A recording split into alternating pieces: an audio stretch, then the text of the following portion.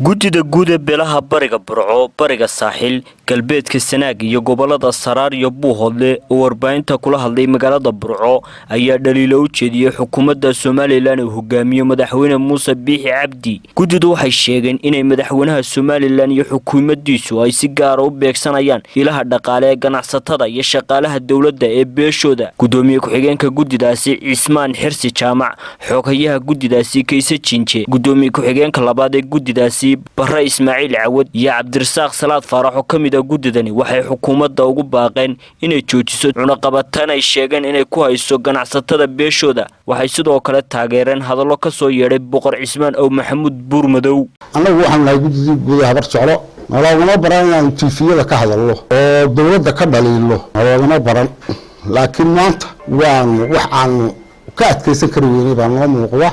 dawladdan waa dawladdii aan u dhisnay ee reerku taageeray labada gacmood bay isugu geeyay laakiin waxaan ka filan weynay ayaa noo muuqda. arrimahaas waxaa ka mid ah raaxilalka maanta Muuse Biixi kuwii ugu yimi iska daa wuxuu tare ayuu dhammaan ka dhameeyay. waxaan odhan karnaa 70% uu ka saaray iyagoo ay sidaa tahay aan haddana lahayn muxuu baa isbedelaya. maanta waxa dhacday oo uu soo dhigtay inuu qof kasta oo jooga meel oo baayac mushtariya oo arrin yar wada kuwa ugu yaryar ugu hooseeya ilaa kuwa ugu sareeya ee ugu waaweyn mid walba cunaqabateen baa mushtariga u soo dhigto iyagoo uu si guud ugu soo dhiganayo in wixii gacmihiisa yimaadaan. waxaanu leenahay madaxweyne aanu ku leenahay oo ummadda u dana oo beeshaan anagu ka soo jeedno u dana in laga daayo cunaqabataynta baa mushtariga. waxa dhacday in shidaalkii maanta taagan yahay badda taagan yahay oo wax allaale wax maxay ahayd lagu haysto aan garan laanahay. waxaan leeyahay madaxweyne dadku waa dadkaadii gumaysigii laga cararay ayaa muuqda. waxaan leenahay baa mushtariga siida uma dul qaadanayno kuwii yaraada la haystaa diyaaradii kuwii ka mas'uulka ahaa la haystaa kuwii shidaalka ka mas'uulka ahaa shidaalka keen jiray la haystaa kii warshad meel ka sameeyay iyo warshada yar baan umada u abuurayaa la haystaa. dadaan u dul qaadanayno maaha waan xamili karnaa maaha dadaan filaynin madaxweyne waxaan leenahay ma xamili karno maanta waxa ka dambeeya waxa wax ka bedel baan leenahay. waxa weeye halkii laga dagaalamay ee dawladda Maxamed Siyaad Barre lagu dumiyay ayay maraysaa mid laga aamus karayo maaha. madaxweyne inta ku hadhay anigu waxaan ku oran lahaa inta ku hadhay ganacsatada na ka qaad wixii ay hayaan ka qaad. mar haddaan u bareersan tahay waxba ha la hadhin beeshuna way tashan doontaa talay ka gaari doontaa arrimaheeda maadaama oo aan dhag jalaq u siinaynin.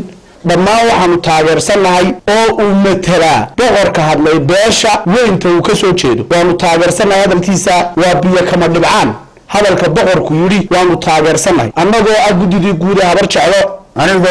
adigoo wadani baa tee jecel inaad waarto anigaan kursiga ka wadeen weedna kugu raacsan ha noolaatay iyo weedhahanada ku waalahayo iyo waranka hoostayga midow waaba kala xawl. horta dee baashu waa baashi aanu dooranay ee aan halkaa dhignay هذه هذين أنا نقول رعيني إما كان تهدي عن يدو إسكاكاية إرين حسب جوارت الدواننا باقاني وحدارية هدي حلالكي وحي ماشي عاد قلت أنتو دي أنا الله عم صدق عاني تشوفين وحي كلامات كقاطي هدي شغال الدولية تاي هدي إذا ما تاي وحي بقى لو كات كدك هدي حلالكي وحي مال فردي بكيردو وتلا هذي ذوك السبع بدل مراكب تتاعي تيار هذه كتشوفسي أنا مدحوينا كلنا يبدو هذا هدي أي كلنا نقطنا سيدا وكبدل تي هدي عاد كمار مويدنا تي قوة فيرك بيشور وكتشانيا أرنكو وكتشانيا هدي تهاي شقاله الدولة سراكيشي حبنه يسو حقه الهيد مدحوينه وحو خوخ الريادة يؤتي شرته ولاغا ولاقاضي تايو شرته waxaa dhacday beeshaan ka soo jeedno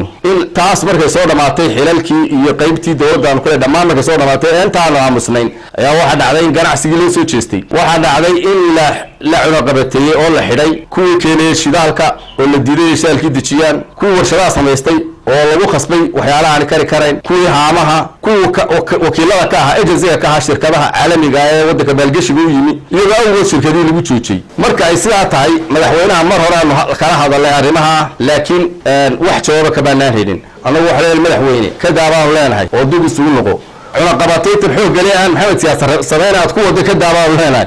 arrimaha ka hadlay Boqor Buurmadow waanu ku taageersanahay. Jaamac Salebaan Cumar Bulsha TV magaalada Burco.